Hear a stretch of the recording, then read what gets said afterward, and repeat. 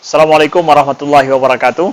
Anda rindu mendengarkan kajian-kajian dari ustadz-ustadz kita dari Aceh? Kunjungi channel YouTube Maulizul Akbar NAT.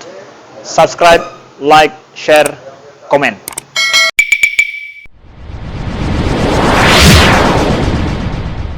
Kapan dikatakan nusyud?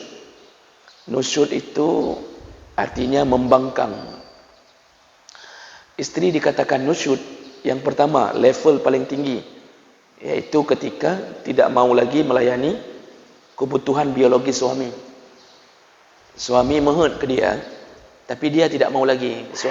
Suami sudah gerham-gerham, dia tidak sakit, tidak haid, ya, tidak covid, aman, tidak demam, tapi tidak mau dia layani.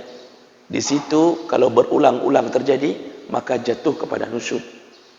Kemudian tidak mau tinggal bersama suami. Ini semua yang dalam kitab Pak yang saya kasih tahu ini. Tidak mau tinggal dengan suami. Misal suami mengatakan, "Dek, kita sewa rumah aja. Karena kalau tinggal di rumah mama, abang nggak tahan dengan mempep-pepnya mama."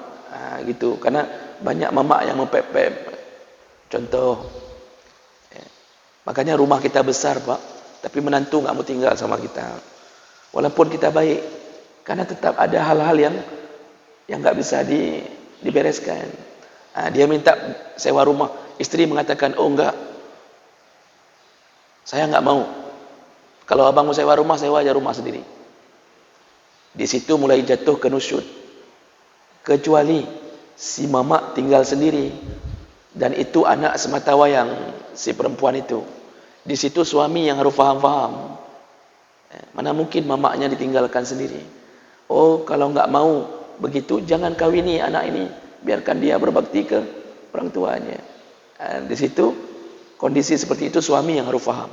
Tapi kalau kondisi normal, mertua punya anak 10, 11 dengan yang kita kawini. Kita bawa satu nggak berpengaruh, Pak. Mentang nanti peluh roda, pasukan bodrek belakang kita yang bisa jaga rumah. Itu nggak pengaruh. Itu tidak mengapa. Istri kalau bilang nggak mau, kita sewa rumah, nggak mau. Pokoknya hon nijak lung tetap lung tinggal di rumah mak. Nusyud, itu nusyud. Termasuklah nusyud yang mulai tidak mau melayani suami secara umum. Masak nggak mau lagi. Kemudian apapun nggak mau. Suami pulang, itu nggak. Padahal uang belanja dikasih, tapi nggak mau buat apa-apa lagi. Termasuk juga kalau dia sudah mulai maksiat, tidak mau salat, suami peringatkan, dia nggak mau juga taat. Ini nusyud. Apa kata Allah? Kata Allah, "Wallati takhafuna nusyuzahunna." Perempuan-perempuan yang engkau takut jatuh ke dalam nusyud, maka disuruh ambil tindakan tiga level. Pertama kata Allah, "Fa'iduhunna." Nasihatilah baik-baik. Jadi nasihat dulu baik-baik. Baik netakat laju, Pak. Nasihat, dudukkan dia, kasih tahu, "Saya menikahimu dengan mahar 50 manyam. Kalau dengan orang lain saya kasih 51 manyam." Itu makin nusyud dia kalau kayak gitu, Pak. Kasih nasihat baik-baik, "Saya nikahimu 50 manyam. Bukan enak cari uang itu. Allah menghalalkan engkau padaku dengan harta yang banyak. Saya kasih nafkah." Macam-macam nasihat dia sampai dia berurai air mata. Perempuan itu Pak nggak bisa dinasihati dengan keras, karena dia tercipta dari tulang rusuk, kata Rasulullah. Kalau dipatahkan, kalau dikeraskan patah, nggak dinasihati, bengkok terus. Maka dudukkan nasihat, buat dia menangis. Itu insya Allah sudah terkena jantung, jantung pisang dimasak gedayung. Nggak bisa juga dengan nasihat. Apa kata Allah yang kedua? "Wahjuruhunna." Hajarlah mereka. Hajar ini maksudnya hajrun, bukan hajar bahasa Indonesia. Hajrun bahasa Arab, Pak. Baiknya hajar bahasa Indonesia. Hajrun, pisahkan ranjang. Maksud pisah ranjang, bukan kita tidur kamar kita, istri tidur di kamar anak, bukan begitu maksudnya. Dibolehkan tidak berkomunikasi dengan istri. Kita nggak mau bicara lagi. Biar dia jera. Yang biasanya dia pesan martabak, pesan indomie, pesan nyo, pesan je, jangan bicara. Rasulullah pernah tidak bicara dengan Aisyah. Bukan karena nusyud, tapi Aisyah terkena fitnah. Jadi enggak bicara. 2 minggu, 3 minggu, sampai kita lihat dia minta maaf. Sekarang yang jadi masalah, bukan dia yang jera, kita yang jera, Pak. Perempuan biasa aja, hana tak ulei. Hana bergabah, hana gede. Si suami yang jera. 3 hari enggak bicara sama istri, itu suami lu sakit kepala, Pak. Ya. Ini jadi lihat-lihat juga keadaannya. Ya. Tidak berhasil juga, enggak mau taat juga. Maka baru langkah ketiga. Apa langkah ketiga? Fadribuhun, pukullah mereka. Nah, di situ dibantu sama hadis Nabi. Kalau pukul jangan la tadribul wajah, jangan pukul di wajah.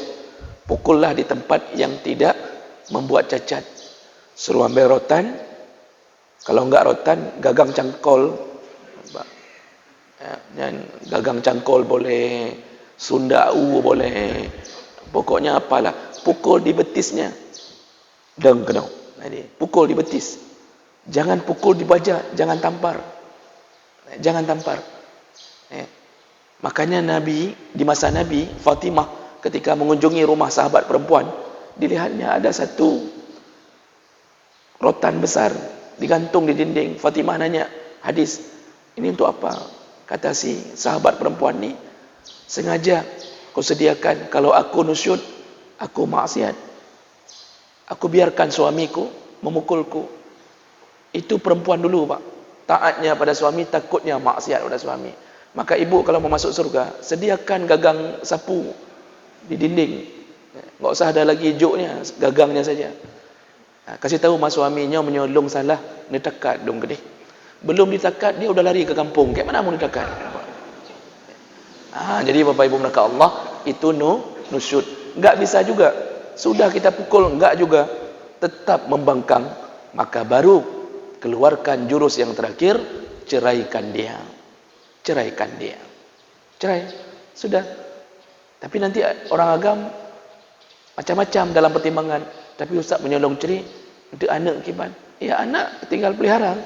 Daripada hidup dalam neraka, bagus cari surga yang baru.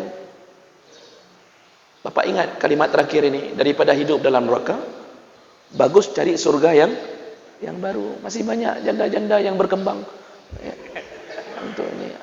Itu contoh. Makanya, tapi ini saya bukan anjurkan, itu jalan terakhir, Pak. Ya. Begitu Bapak, itu nusyud. Jadi boleh cerai setelah melewati tahap.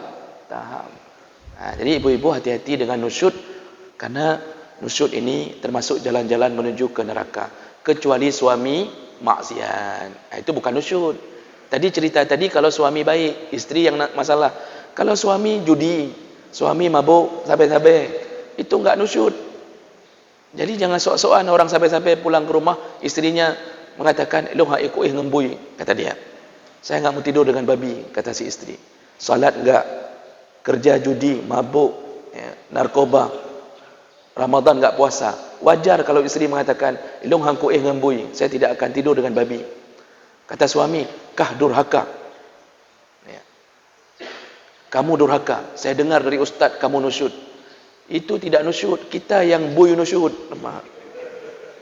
Kalau sudah itu ceritanya, kita yang buy nusyudnya. Jadi nusyud buy namanya ini. Jadi itu tadi cerita kalau suami sudah kasih nafkah dan segala macam. Jadi istri, kalau suami enggak ada gaji, bawa pulang cuma 20.000 sehari, selama dia masih kasih nafkah, tetaplah taat kepadanya. Oh, rupanya dia stroke, enggak bisa kasih nafkah lagi. Padahal sebelum stroke dia baik. Peliharalah suami seperti istri memelihara Nabi Ayub alaihi salam. Surga Allah menanti, insya-Allah.